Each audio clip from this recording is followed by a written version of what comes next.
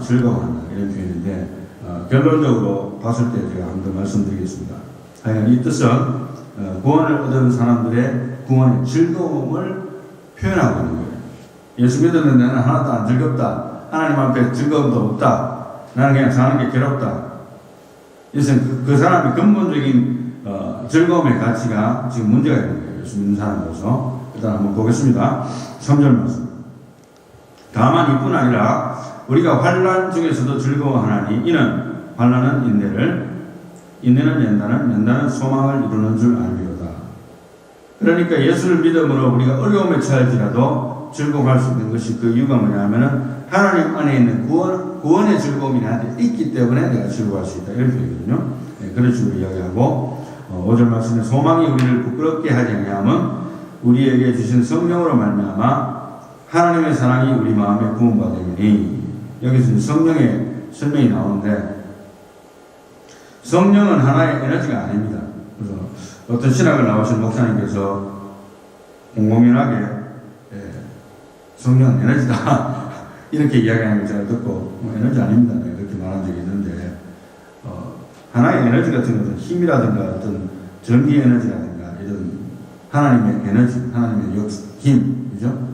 그런 것에 불과한 것이 아니고 인격적이신 하나님의 한 인격입니다. 그래서 성령님은 하나님이세요. 삼일째 하나님 중에 한 분이지 에너지에 불과한 것이 아닙니다. 성령으로 말미암아 에너지가 나올 수 있겠죠.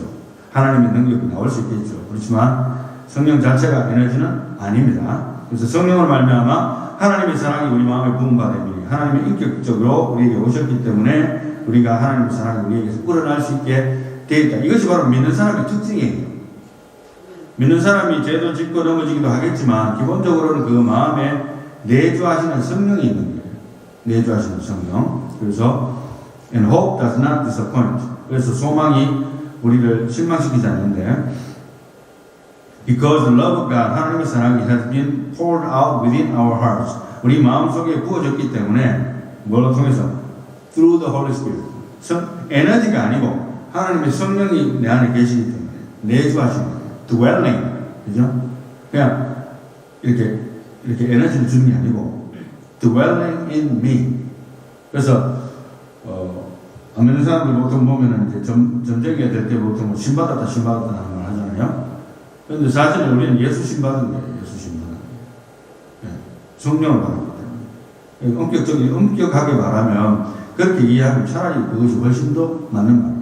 인격적이신 하나님이 성령께서 오신 거예요. 그래서 Holy Spirit who was given to us. 우리에게 주어졌다. 이렇게 합니다. 믿음. 놀라운 일이죠. 하나님 어떻게 내 속에 계시는 하나님이 저 위대하신 하나님이, 그죠? 그러나 하나님 그렇게 말씀하셨어요. 이게 성령이고 성령의 사역입니다. 그래서 모든 믿는 자에게 하나님의 성령께서 임재하시고 그 안에 내주하신다는 사실. 이거 한번 왔다가 영향을 좀 주고 가버리는 게 아니고 내 안에 내주하십니다. dwelling in me. 자, 봅시다. 6절 말씀. 우리가 아직 연약할 때에 기약대로 그리스도께서 경건하지 않은 자를 위하여 죽으셨도다. 이제 우리가 연약할 때라는 것은 죄로 말미암아 연약한 거예요. 그 다음에 7절 말씀에 의인을 위하여 죽는 자가 쉽지 않고 선인을 위하여 용감히 죽는 자가 혹 있거니와 가끔 있지요. 왜냐하면 대통령을 위해서 내가 목숨을 걸겠다. 아니면 이 나라 왕을 위해서 내가 대신 죽겠다. 뭐 이런 일들은 인류 역사상 많았어요. 사실 기록이 다 안 됐다 뿐이지 기록된 이야기들도 있고 많습니다. 그렇지만은 우리가 아직 죄인 되었을 때 8절 말씀에 그리스도께서 우리를 위하여 죽으심으로 하나님께서 우리에 대한 자기의 사랑을 확증하셨습니다. 왜냐하면 내가 죄인이 아닌데가 내가 죄인인데 하나님이 이 땅에 오셔서 나를 위해서 죽으신다. 그래서 이것만큼 확실한 하나님의 사랑을 확증하는 표현은 없어요.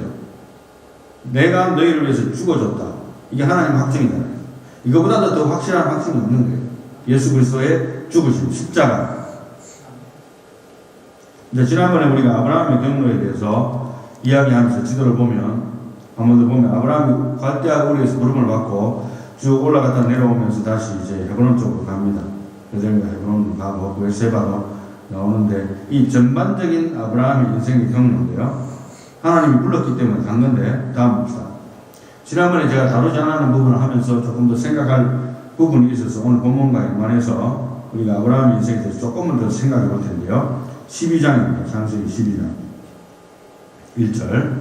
여호와께서 아브라함에게 이르시되 너는 너의 고향과 친척과 아버지의 집을 떠나 내가 내게 보여줄 땅으로 가라. 내가 너로 큰 민족을 이루고 내게 복을 주어 내 이름을 창대하게 하리니 너는 복이 될지라. 너를 축복하는 자에게는 내가 복을 내리고 너를 저주하는 자에게는 내가 저주하리니 땅의 모든 족속이 너로 말미암아 복을 얻을 것이라 하신지라. 이에 아브라함이 여호와의 말씀을 따라갔고 롯도 그와 함께 갔으며 아브라함이 하란을 떠날 때에 75세였더라. 하란을 떠날 시점의 나이를 이야기해 줬죠. 나이가 많았습니다. 아브라함이 그의 아내 사라와 조카 롯과 하란에서 모은 모든 소유와 얻은 사람들을 이끌고 가나안 땅으로 가려고 떠나서 마침내 가나안 땅에 들어갔더라. 시간이 좀 걸렸는데 계속적으로 이동해서 가나안 땅으로 가게 됩니다. 조카 롯이 포함되어 있죠. 여기서부터 이미 하란에서부터 그 다음 지도에 지난번에 반복되는 이야기입니다만은 한 번 더 보면은 세겜에 가가지고 가나안에서 첫 단을 쌓은 곳이 세겜입니다. 가나안 땅으로 접어드는 이 지역 전체가 가나안 땅이에요. 가나안 땅인데 거기에서 첫 단을 쌓은 것이 세겜이고 그다음 내려가서 이제 베델에서 장막을 치고 여호와 이름을 불렀고 거기서 지난번에 이야기한 대로 그린 칼라로 된 것이 기근으로 인해서 애굽으로 내려갔는데 거기서 이제 와이프 뺏길 뻔 하다가 다시 이제 하나님 은혜로 다시 베델로 돌아옵니다. 그리고 이제 애굽에서 다시 돌아오고 난 다음에 이제 소유가 너무 많으니까 재물도 많고 사람도 많고 가족도 많으니까 조카 롯과 도저히 같이 있다가는 서로 싸우겠다. 안 되겠다. 치이니까 네가 저항하면 내가 우하고 네가 우하면 내가 저항하겠다. 선택권을 자기 조카에게 줬어요. 그러니까 롯은 소돔 땅으로 내려갑니다. 바사베드로. 그래서 거기 약한 사람들하고 거주하게 되고 아브라함은 거기 베델을 나왔는데 그 다음에 이제 헤브론으로 내려가서 산을 쌓는 이야기가 나오죠. 7번 빨간편에 있는데 이제 그랄로 갔다가 아내가 위험에 처해서 또 와이프 뺏길 뻔 하다가 다시 이제 베르사로 가서 아비멜렉과 하친 조약을 세우고 그 다음에 이제 화살배가 좀 끊어지긴 했는데요. 나중에 이제 거기서 이삭을 바치는 이야기가 나중에 나옵니다.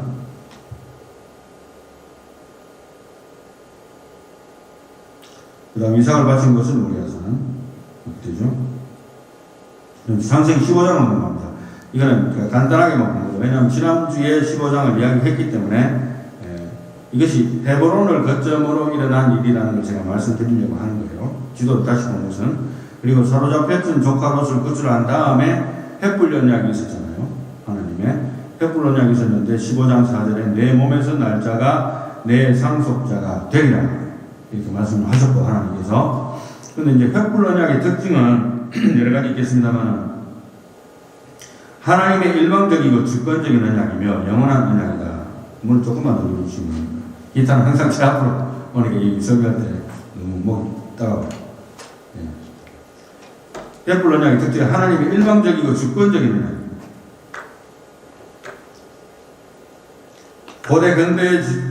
고대 근동 지방의 풍습에 위반된 점이 뭐냐면 짐승을 짜게 놓고 그걸로 같이 이제 계약서를 하고 두 사람 다 통과해야 되는데 하나님만 통과했어요. 하나님만. 불이 지나가는데 아브라함이 가면 통과할 수 없기 때문에 일방적인 하나님의 능력으로 내가 너에게 약속을 지키는 자가 될 것이다. 네가 아니라. 결국 이 언약은 결국 내가 하는 것이고 너를 위해서 그리고 이 언약을 지킬 수 있는 약속을 지킬 수 있는 능력자는 바로 나다. 여러분 내가 어떤 사람한테 약속을 했어요. I'm gonna give you $1 million when I become 65 years old. 근데 어떤 일이 터져버린 거예요. 그래서 내가 60세에 죽어버렸어요. 그러면 내가 그 약속을 지킬 수 있습니까? 없습니까? 60세에 죽었는데 65세에 약속을 지키고 있어요. 못 지키잖아요. 인간은 능력이 안 돼서 못 지킬 수 있는데 하나님은 그분의 당신의 모든 약속에 대해서 어떤 결함도 없이 100% 확실하게 지킬 수 있다는 것을 보여주는 거예요. 하나님 능력을 보여주시니까 100%.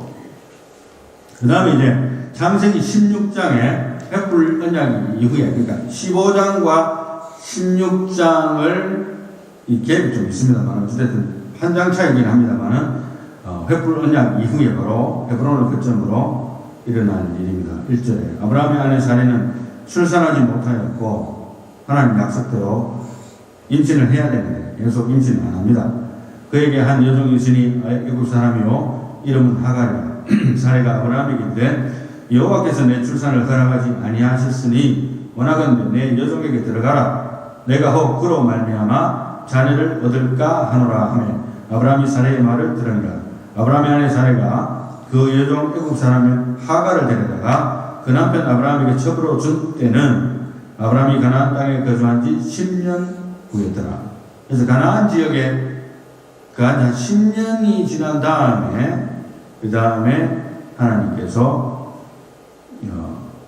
자식을 안 주니까 이제 사례를 통해서 첩을 얻었어요. 그래서 16절까지 보면 하갈이 아브라함에게 이스마엘을 낳았을 때에 아브라함이 86세였더라. 그럼 사라는 자동으로 뭡니까? 76세. 4살 차이 나면 되니까 76세. 이렇게 추정을 해볼 수가 있습니다. 그런데 횃불 언약을 받았음에도 불구하고 인간의 인내에 한계를 느끼고 또 하나님은 나름대로 뜻이 계시겠지만 아브라함의 아내를 통해서 첩을 통해서 자식을 잉태합니다. 그리고 이제 17장 나와요. 17장 가면 이스마엘이 태어난 지 13년 후에 일어난 일입니다. 13년이라는 세월이 엄청난 세월이잖아요. 지금까지 86세 되도록 기다리는 것도 지겨워 죽겠는데, 그죠? 이제 아브라함이 99세 때래요. 살아난 자동은 몇 세입니까? 89세쯤 되죠? 여호와께서 아브라함에게 나타나서 그에게 이르시되 나는 전능한 하나님이라.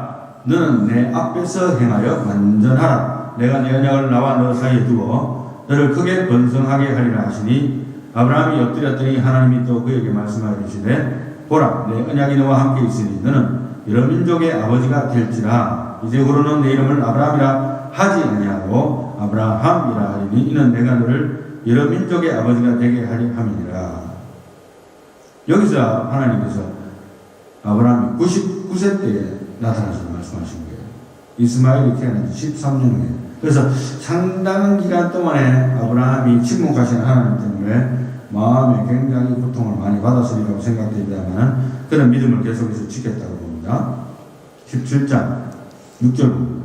그리고 하나님께서는 여기에서 아브라함이 99세 됐는데 이때에 뭐를 명령하십니까? 할례를 명령하세요. 할례를. 그 전에 믿음은 15장에서 하나님이 믿음을 보시고 아브라함을 의롭다 하신다는 표현도 하시고 이렇게 그때부터 이제 횃불 언약도 세우시고 하나님의 일방적인 은혜를 베푸셔 왔지만 자식은 안 생긴 거예요. 잉태가 안 되는 거예요. 많은 세월이 흐른 다음에 이제 비로소 99세 된 할아버지가 된 이제 아브라함에게 할례를 명령을 합니다. 그래서 요거는 하나님과 사람 사이에 또 언약인데요. 6절 말씀에 너희 중 남자는 다 할례를 받으라. 이것이 나와 너희와 너희 후손 사이에 지킬 내 언약이니라. 23절에 이에 아브라함이 하나님이 자기에게 말씀하신 대로 이날에 그 아들 이스마엘과 집에서 태어난 모든 자와 돈으로 산 모든 자 곧 아브라함의 집사람 중 모든 남자를 데려다가 그 포피를 베었으니 아브라함이 그의 포피를 벤 때는 99세였고 그의 아들 이스마엘이 그의 포피를 벤 때는 13세였더라. 그래서 횃불 언약이 대충 이제 추정해서 뒤돌아서 거꾸로 돌아가서 계산해 본다면 이스마엘이 태어난 시점 86세니까 그 한 해 정도 전에 언약을 받았고 그렇게 해서 한 85세쯤이지 아닙니까? 이게 진정을 합니다. 횃불 언약이. 그래서 상당한 시간이 지났습니다. 이 조슈 믿음으로 버티는데도 상당히 지칠 마음도 한데 하나님께서 이제 그만 지쳐라. 이제 때가 됐다. 내 약속을 지킨다. 그렇게 하나님은 약속을 지키셨습니다. 할렐루야. 이제 로마서 5장을 다시 가면 그러면 이제 6절에 그러면 이제 우리가 그의 피로 말미암아 의롭다 하심을 받았으니 더욱 그로 말미암아 진노하심에서 구원을 받을 것이니 곧 우리가 원수 되었을 때에 그의 아들의 죽으심으로 말미암아 하나님과 화목하게 되었습니다. 왜 원수입니까? 우리가 저같이 못되지않나 은 사람 내가 원수 되었던 적이 없는 것 같은데 그죠? 왜 원수 되었을까요? 하나님 보실 때 우리의 인간 그 모습 그 자체로는 원수예요, 원수. 예수를 믿는 자도 인간 그 자체로 본다면 사실 하나님은 원수예요. 죄인이기 때문에. 그런 차원에서는 우리가 여전히 적용할 수 있는데, 특별히 우리가 예수를 믿지 않았을 때에는 이렇게 해석해도 무난할 줄입니다. 우리가 원수 되었을 때에 그의 아들의 죽으심으로 말미암아 하나님과 화목하게 되었은즉 화목하게 된 자로서는 더욱 그의 살아나심으로 말미암아 구원을 받을 것이니라. 예수 믿게 된다는 것은 하나님과 친하게 된다는 거예요. 하나님과의 소통이 연결이 됩니다. 화평하게 됩니다. 왜냐하면 예수를 안 믿으면 하나님과 친해질 수가 없어요. 화평이 이루어질 수가 없어요. 끊어진 거예요, 관계가. disconnected. 신과 인간이 어떻게 커넥션이 됩니까? 특별히 하나님, 거룩하신 하나님인데 거룩하지 않는 인간이 하나님과 연결이 될 수가 없죠. 조금 전에 횃불 언약의 특징에 대해서 이야기했습니다만, 특별히 횃불 언약의 특징은 믿음을 담보로 한 언약이라고 볼 수 있습니다. 우리가 원수되었을 때란 말은 법적으로 적용해 본다면 우리는 죄인이라는 거예요. 법적으로 적용한다. 여기에 저나 여러분들이나 하나님 앞에서 다 법적으로 본다면 죄인이에요. 모두가, everybody. 이건 크리스찬을 다 포함한 이야기예요. 법적으로 따져서 본다면 모두가 죄인이에요. 그런데 이제 우리가 이제 그 순서를 알아야 되는 뭐냐면은, 조금 전에 창세기의 아브라함의 인생에서도 봤지만 하나님께서 아브라함의 인생을 이끌고 가신 그 모습을 보면요, 아브라함은 사실 잘 모르잖아요. 하나님 이끌어도 그냥 따라가는 거예요. 믿음으로. 뭐 버텨나가는 거예요. 믿음으로. 그런데 첫 번째가 횃불 언약이 먼저 왔어요. 그것도 굉장히 믿음의 시련이 얼마나 시즌에 하나님께서 아브라함의 요구에 응답하시면서 사람이 알아들을 수 있는 방법으로 횃불 언약을 보여주셨어요. 믿음을 보시고, 그죠? 믿음이 담보가 된 거예요. 그 다음 두 번째가 나중에 99세 됐을 때에 하나님께서 할례를 행하셔서 믿음을 인친 거예요. 하나의 포함을 주신 거예요. 그렇게 본다면 할례는 굉장히 형식적이에요. 물론 굉장히 중요합니다. 할례를 안 하면 그냥 너네들 다 끊어진다. 그런데 왜 할례가 형식적이면서도 구약에서는 중요했는가 하면 믿음에 대한 하나의 표시거든요. 행함이 없는 믿음은 죽은 믿음이라는 것은 뭐냐면 할례를 믿음이 없기 때문에 안 하는 거예요. 하나님과의 인간의 그 끈을 잃으려면 할례가 있어야 되는 이유는 뭐냐면 피를 흘리는 예수님의 십자가를 상징한다고 합니다. 내가 하나님하고 바로 연결이 될 수가 있다고 생각하는 것은 완전한 착각이에요. 구약도 마찬가지고 신약도 마찬가지고 믿음이 있다 하지만 그걸 인친 것, 오늘날 말하면 세례와 같은 그런 행동으로 볼 수 있어요. 그래서 유대인들이 할례를 절대시하기까지 했는데 예수님이 오셔서 그걸 완전히 뒤집어 버렸죠. 그리고 사도 바울도 지금 이제 그렇게 이야기하면서 우리가 초기에 이야기했습니다만은 표면적 유대인이 아니고 이면적, 그러니까 내면적 유대인이 유대인이고 표면적 할례가 아니고 내면적인 할례가 마음의 할례를 받아라. 할렐루야. 많은 유대인들이 사실 엄청나게 오해를 했고, 이 말을 하고 있는 이 로마서 이 상황에서도 사실은 유대인들은 이를 막 갈았을 거예요. 속이 부글부글 끓었을 거예요. 미친놈 하나 나타나가지고 완전히 교리를 뒤바꾸고 있는데, 이렇게 되는 상황입니다. 단순한 게 아니고, 8절 봅니다. 우리가 아직 죄인 되었을 때에 그리스도께서 우리를 위하여 죽으심으로 하나님께서 우리에 대한 자기의 사랑을 확증하셨느니라. 횃불 언약이 성취되었고, 그러면 이제 우리가 그의 피로 말미암아 의롭다 하심을 받았으니 더욱 그로 말미암아 진노하시면서 구원을 받을 것이니, 곧 우리가 원수 되었을 때에 그의 아들의 죽으심으로 말미암아 하나님과 화목하게 되었습니다. 아까 원수 되었다고 이야기했죠. 죄인이니까 원수인 거예요. 하나님 앞에 죄인이니까 다 자동으로 원수인 거예요. 죄인 되었을 때에 원수 되었을 때 똑같은 거예요. Enemy of God. 여자 믿는 사람 아무리 훌륭해 보여도 소용이 없어요. Enemy of God. 적극적으로 표현한다면 상당히 안 믿는 사람이 기분 나쁘게 들을 수 있는 말이지만 그건 사실이에요.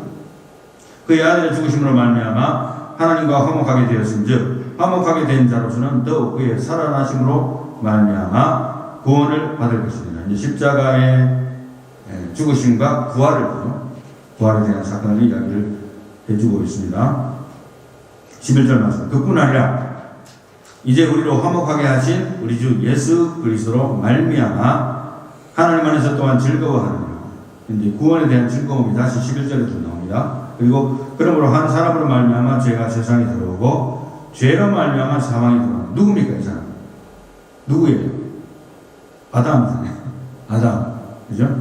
아담과 물론 하와가 포함됩니다만은 대표 선수로 아담이 이름을 넣습니다. 그래서 아담으로 말미암아 죄가 세상에 들어왔어요. 원죄. 그래서 원죄만 들어온 게 아니고 nature of sin이라고 해가지고 original nature of sin이라면 죄성이라고 할 수 있죠. 그러니까 그것이 마음에서 일어나는 죄성 자체가 이게 유전이 된 거예요. 참 안타까운 일이지만 사실입니다. 그 다음에 이제 이와 같이 모든 사람이 죄를 지었으므로 사망이 모든 사람에게 이르렀느니라. 그러니까 죄를 지었으니까 하나님의 심판은 뭡니까? 죽음. 그죠? 그 다음 죄가 율법이 있기 전에도 세상에 있었으나 율법이 없었을 때에는 죄를 죄로 여기지 아니하였으니라. 단지 그때는 뭐가 적용됩니까? 우리가 초기에 이야기했듯이 양심의 법이 적용됩니다. 양심의 법이. 그 다음에 14절에 그러나 아담으로부터 모세까지 아담의 범죄와 같은 죄를 짓지 아니한 자들까지도 사망이 왕노릇하였나니 아담은 오실 자의 모형이라. 아담과 같은 죄도 안 지었는데 쉽게 말하면 제가 아는 어떤 분이 한국에서 군생활할 때 요즘은 좀 못습니다만 옛날에는 요새도 있을 수 있겠죠. 한국에는 이 줄바따라는 개념이 있어요. 줄바따. 그래서 한 사람이 잘못했는데 이제 전부 다 엎드려 뻗쳐 시키는 거예요. 그래서 다 엎드려 뻗쳐 시키고 위에서부터 그 전부터 시작해서 저 밑에까지 이제 그때는 또 바따가 있었던 겁니다. 바따가 가지고 이제 때리는 거예요. 한 명씩. 이제 자기 순서까지 딱 내려왔는데 자기도 모르게 상병 때문에 상병이 아직 한참 군생활 남았는데 병장까지는 달아야 되잖아요. 병장도 조금 있어야지 좀 올라가는 거예요. 상병 때는 자기도 모르게 그때 일어나가고 목뒤 잡은 사람 뭐 팔로 딱 잡아버렸대. 잡고 한다는 말이 한 놈 잘못했는데 다 맞으라면 겁이 어딨노? 이렇게 됩니다. 그래서 할 말이 없으니까 그냥 매주부지 됐대. 일단 나중에 불려 가서 두들 맞지도 않고 그랬는데 어찌됐든 사람의 심리가 아니 아담이 범죄했는데 왜 내가 맞냐는 거예요. 어느 정도 정당하잖아요. 그죠?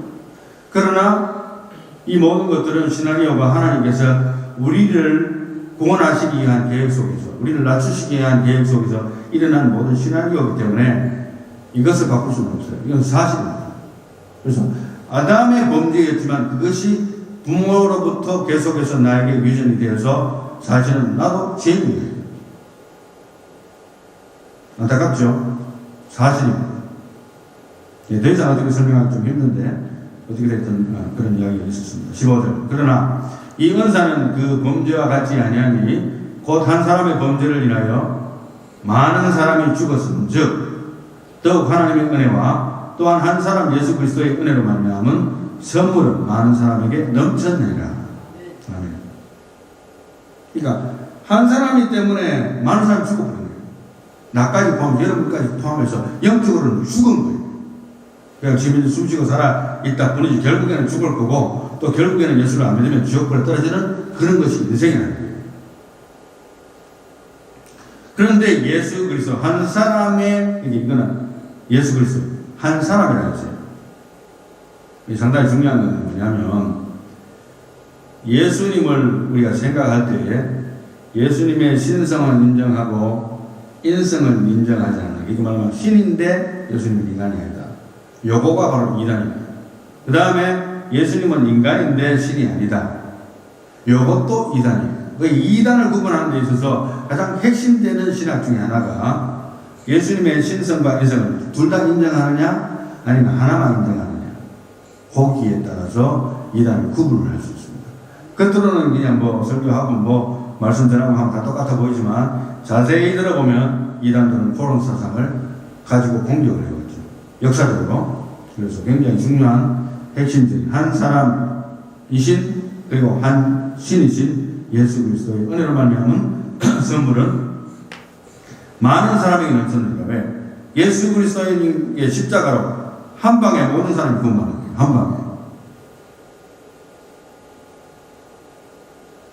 또 이 선물을 범죄한 한 사람으로 말미암은 것과 같지 아니하니 심판은 한 사람으로 말미암아 정죄에 이르렀으나 은사는 많은 범죄로 말미암아 의롭다 하심에 이릅니다. But on the other hand, the free gift arose from many transgressions, resulting in justification. 뭐 말이냐면 많은 사람들이 죄를 안 지어도 한 사람으로 말미암아 지옥에 들어가게 됐는데 은사는 많은 범죄로 말미암는 것은 죄를 많이 지어야 우리가 하나님 은혜 많이 받는다 이게 아니고 결과적으로 수많은 사람들의 죄 여러분 한번 생각해 보세요. 하나님이 인간을 창조한 이래로 지금까지 모든 사람까지 또 앞으로 살아야 될 마지막 심판까지 있을 모든 사람들의 숫자를 합치면 어마무시할 겁니다. 그 모든 사람들의 죄를 한 방에 끝낸 거예요. 십자가에서. 할렐루야. 단 십자가를 영접하고 믿어라. 내가 그 믿음을 보고 너희 모든 죄를 사한다. 간단한 거예요. 이게 복음입니다. 못 믿겠다는 거예요. 사람들이. 기가 막히게. 자기들이 열심히 덕을 쌓아서 천국 가보려고 노력하지만 그 죄가 없어지지는 않습니다. 다음 슬라이드 보게 되면 미국의 가장 유명했던 대통령 중에 한 명이죠. 빌 클린턴이 재임 당시에 모니카 루인스키와 스캔들이 있었습니다. 그것도 찍은 사진 중에 하나인데 본인이 처음에는 좀 부인한 것처럼 조용하게 넘어가고 싶었겠지만 결국에는 이제 스캔들이 굉장히 피크를 올리게 되고 모든 사람들이 그 사실에 대해서 주목하고 있을 때에 놀랍게도 그의 approval rating이 surged to a high of 73% at the peak of the scandal. 그래서 이 한창 스캔들이 높은 이 시즌에 그의 approval rating이 73%나 올라가고 있습니다. 그래서 어떤 사람들은 해석하기를 어떤 목회자는 해석하기를 미국 시민들의 그 도덕 수준이 그렇게 낮기 때문에 그죠? 자기들도 그렇기 때문에 오히려 거기에 대해서 개의치 않고 approval rating을 올렸다. 뭐 그런 표현도 있습니다. 또 반대로 본다면 그가 오히려 그러한 모든 것들에 대해서 이만한 태도를 보고 또 그에게 더 좋은 지지율을 높이지 않는 하는 그런 의견도 있어요. 어쨌든 봅시다. 그래서 결국에는 이제 클린턴은 내셔널 TV에서 모든 국민이 다 보는 데서 자기가 Indeed, I did have a relationship with Miss Lewinsky that was not appropriate. 그렇게 자기가 스스로 고백을 합니다. 내가 적절하지 않는 관계를 가지게 되었다고 고백하고 그것은 전적으로 나의 책임이라고 자기 스스로 TV에서 공개적으로 미국 국민에게 사과를 합니다. 물론 탄핵에 대한 추진은 있었지만 탄핵되지는 않았죠. 이러한 모든 그 죄성들 같은 경우에는 결국 그것이 퍼니시로 하나님 앞에 보실 때는 처벌을 받게 됩니다. 네, 그것이 바로 인생의 운명인데요. 이제 본문 말씀을 생각하면서 17절부터 영어로 해석을 하고 결론을 내도록 하겠습니다. For if by the transgression of the one, death reigned through the one. 그러니까 만약에 이 transgression은 죄로 말미암아 그리고 death reigned through the one. 그러니까 하나님께서 사람이 죄를 지음으로 죽게 만드는 것이요. 그것이 사망이 왕노릇한다는 식으로 표현했습니다. 우리나라 성경에는 much more those who receive the abundance of grace and of the gift of righteousness will reign in life through the one, Jesus Christ. 한 사람의 범죄로 말미암아서 모든 사람이 죽게 되는 이 비극적인 그것을 한 사람으로 억울하냐? 그래. 그러면 한 방에 내가 끝낼게. 믿어. 이거예요. 그 다음에 18절 말씀에 So then as through one transgression There resulted condemnation to all men. 모든 사람이 죄를 보면서 결국에는 모든 사람이 정죄를 받게 됩니다. 정죄. 죄인이다. 그죠? Even so, through one act of righteousness there resulted justification to life to all men. 그와 마찬가지로 결국에는 정죄된 것이 이제는 너가 의롭다. 지난번에 이야기했듯이 내가 너의 죄를 용서는 해주는데 나는 너는 의롭지 않다고 인정한다는 게 아니고 너를 용서해주고 너는 이제 의롭다. 네가 의롭다. 할렐루야. 이렇게 하시면 됩니다. 그 다음에 19절 말씀. For as through the one man's disobedience the many were made sinners. 그러니까 한 사람 잘못했는데 모두가 죄인이 되어버린 거예요. Even so, through the obedience of the one, the many will be made righteous. 그와 똑같은 말로 예수 그리스도의 십자가의 도로 말미암아 모든 사람이 믿는 자는 모든 사람이 의롭다 하심을 얻은 거예요. 똑같은 거죠. 하나님이 공평하시잖아요. 한 사람 때문에 잘못됐을 거면 난 한 사람으로 해결할게요. 공평하신 하나님이잖아요. 20절. The law came in so that the transgression would increase. 법이 오니까 결국에는 뭡니까? 범죄도 늘어나는 거예요. 이게 뭐냐면 법을 보니까 이제 범죄를 알게 된다 이 말입니다. 그 다음에 but where sin increased, 죄가 올라갔는데 grace abounded all the more. 죄는 올라갔는데 하나님의 은혜는 더 풍성하게 넘쳐버린 거예요. 죄인들이 많은데 부글부글 끓는데 와글와글 거리는데 하나님의 은혜는 풍성하게 내려준 거예요. 모든 믿는 자에게 미치는 하나님의 의인이 차별이 없느니라. 할렐루야. 풍성한 거예요. 죄 많이 지으니까 내가 더 하나님의 은혜를 많이 받는다. 이런 의미하고는 전혀 다른 거예요. 오해하지 마시기 바랍니다. 그거하고는 완전 다른 의미입니다. 21절. So that as sin reigned in death. 죄는 결국에는 사망의 지배를 받게 되고 사망이 왕으로 살리고 even so grace would reign through righteousness to eternal life. 그래서 은혜는 영원한 삶으로 이어진다. 의롭게 through Jesus Christ our Lord. 예수 그리스도로 말미암아. 이런 이야기입니다. 오늘 설교 제목이 뭡니까? 사망과 은혜의 왕노릇 사이였죠. 제목을 이렇게 한번 붙여봤는데요. 조금 전에 클린턴 스케줄 이야기하면서 죄에 대해서 이야기했습니다만, 그리고 결국 죄에 대한 대가를 받게 되고 모든 사람이 알게 되지만, 그가 사람들 앞에 회개하고 공개적으로 내가 잘못했다고 이야기하는 것은 잘한 거예요. 물론 이제 그가 계속해서 나는 잘못한 게 없다 하더라도 결국엔 다 드러나겠죠. 결국에는. 그죠? 또 끝까지 부인할 수도 있겠죠. 심지어는 감옥 속에 들어가는 사람들도 분명하게 증거가 나와서 감옥에 들어가는 사람들도 끝까지 난 죄가 없다고 이야기하는 사람도 있어요. 물론 그 중에서 억울한 사람도 있겠지만 안 그런 사람도 아니겠습니까? 그죠? 그런데 이제 클린턴 스캔들 제외하고 이제 성경에 나온 스캔들 중에서 가장 큰 스캔들 중에 하나가 다윗이 장식을 했어요. 결국에는 다윗의 스캔들에서 그의 생애 결론이 뭡니까? 율법의 행위로 하나님 앞에서 의롭다 하심을 육체가 없다는 것을 하나님 보여준 하나의 샘플이 되버린 거예요. 자기가 원한 건 아닌데 결국엔 그 샘플로서 성경에 보여준 하나의 큰 샘플입니다. 어떻게 다윗 같은 사람?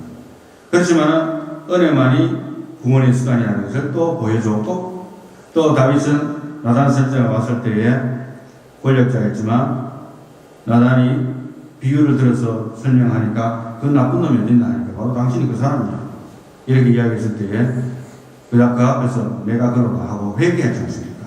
왕이지만. 그래서 어떤 면에서는 클린턴의 회개와 다윗의 회개가 많은 차이가 있지만 한 가지 공통점이 있다면 자기가 권력자이지만 자기의 잘못을 인정한다는 거죠. 그리고 자기가 회개했다는 거죠. 그게 어떻게 가능했을까? 우리 보통 보면 요즘 뭐 대통령이 뭐 인다이트먼트 받고 또 누가 뉴욕 주지사가 뉴저지 주지사가 마이로를 먹어가지고 또 거기에 대한 인다이트먼트가 있고 해도 나는 절대 안 내려간다. 이런 사람도 있고 I've done nothing wrong 이런 말 참 많이 하잖아요. 왜냐하면 법적으로 들어가면 자기 말하는 것이 걸려들기도 하고 사람들에게 인기가 떨어질 것도 염려하기 때문에 일단은 무조건 오리발을 내밀고 봅니다. 이 사람이에요. 그러면 그런 관점에서 본다면, 그죠? 훌륭한 거예요. 다윗이 내가 그러라고 회개했고, 뼈를 깎는 회개 시가 그로부터 나오게 된 거예요. 그가 그냥 나온 게 아니고. 결론입니다. 왜 그렇게, 다윗이 그런 회개를 할 수 있었는가? 나단을 죽여버리지 않고. 그죠? 백가닥 돌아가지고 나단 죽여버리면 어떡하겠어요? 뭐 그런 일이 벌어지지 말라는 법은 없는 거예요. 사람이기 때문에. 그럼에도 불구하고 그는 회개했습니다. 내가 바로 그 사람. 결론은 이렇습니다. 하나님의 은혜 안에서 하나님의 영광을 바라고 즐거워하라. 다윗이 바라고 싶었던 것은 사실은 뭐 다른 게 없어요.